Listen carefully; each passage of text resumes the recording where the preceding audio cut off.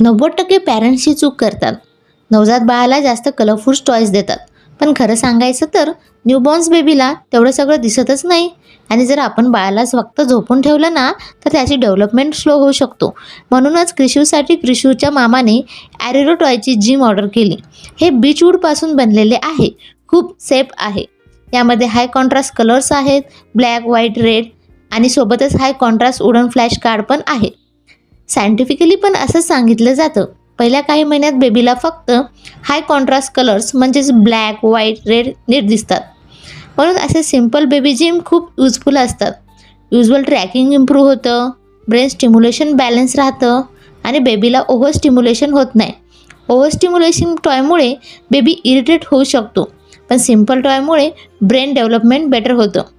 आणि या बेबी जिममुळे बाळ लवकर ग्रिप करायला शिकतं, हँड आय कोऑर्डिनेशन इम्प्रूव्ह होतं, टमी टाईम खूप इझी होतं, मसल स्ट्रेंथ डेव्हलप होण्यास मदत होतो आणि बाळ हळूहळू इंडिपेंडंटली प्ले करायला शिकतं. मी पर्सनली हे यूज करते आणि खरंच डिफरन्स जाणवतो. क्रिशू बघा ना किती एन्जॉय करतो. लिंक हवा असेल तर लिंक कमेंट करा आणि डिस्काउंटसाठी कोड यूज करा भाग्यश्री 5.